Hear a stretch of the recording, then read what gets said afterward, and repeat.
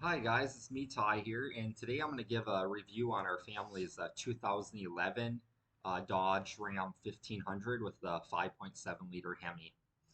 And this one here is my brother's, and he's had it for I'm guessing about 5 years now.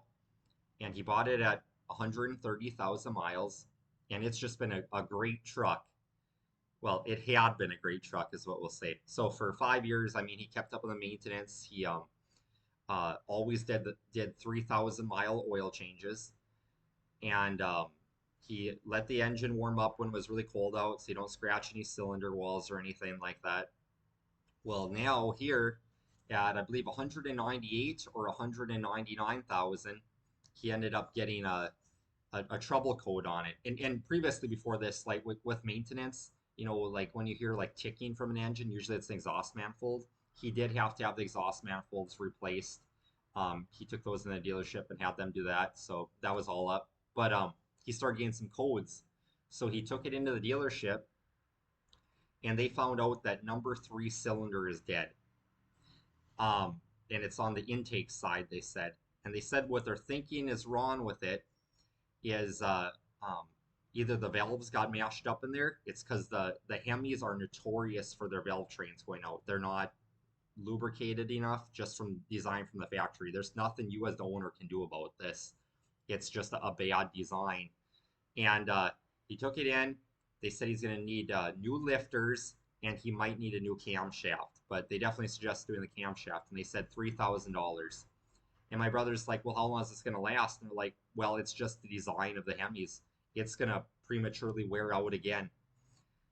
So what I did is I went online, checked like Facebook Marketplace and the Craigslist and all that, because I was hoping that I could find another Dodge pickup with like a bad transmission and then take the engine out of it, use that one as a donor. Every single one that I found for sale as a parts pickup, they all had the exact same engine issue as what my brother has.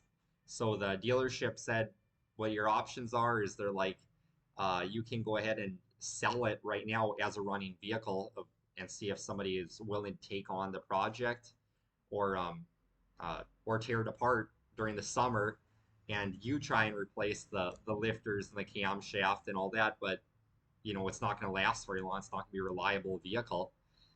So my brother, what he opted to do is just push it into the trees, and he's just going to sell it as a parts vehicle. Um, but yeah, and before this, my idea of the Dodge Hemis was bad because one of my coworkers back in 2007, his son had bought a new Dodge Ram Hemi half-ton pickup, and within 2 years, his dad told me that the engine blew up on it already. So yeah, like I said, just poor design. And I have read a lot of YouTube reviews where people are like, well, if um, like the older trucks and tractors, from the 1980s and earlier, they had flat tappets, lifters and stuff like that, and it just created a better seal barrier there, and because it had zinc in it. And but the thing is, with all these newer vehicles like this, you can't add zinc. There's a reason that the government and the manufacturers quit adding zinc, is because it was plugging up catalytic converters. So if you add that to your Dodge Hemi, it's just going to plug up your catalytic converters. So yeah, and I'm not sure which route to go. Like I said, right now, all three of the big manufacturers are having major engine problems. I mean, like I said, the Dodge Hemis are having their valve trains go out like this, and $3,000 is the cost of a new engine. And then Ford's half-ton pickups, the EcoBoost, they have those cam phasers that go out. And then my dad's 2013 Chevy pickup, they're all that active fuel management. The engine just blew up on that because of the active fuel management. So honestly, if I was in the market for a half-ton pickup, I would definitely be looking at the Toyota Tundras, because at my job, we would order in brand new half tons and three-quarter tons.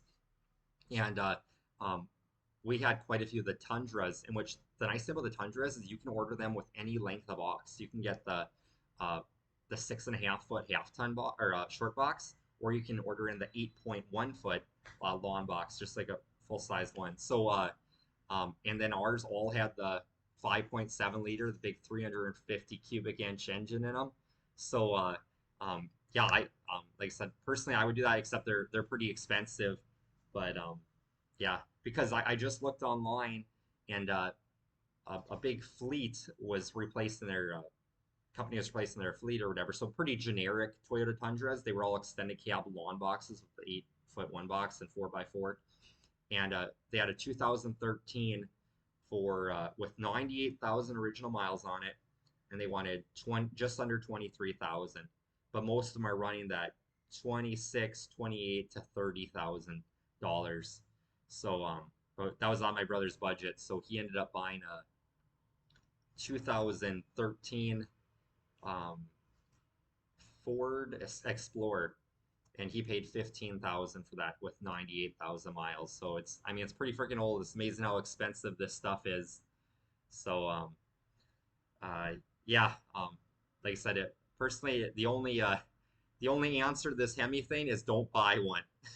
And if yours does blow up, just I guess sell it as a parts vehicle. So all right, if you guys like this content, like, share, and subscribe, and I'll keep kicking out these videos from Phnom Penh, Cambodia.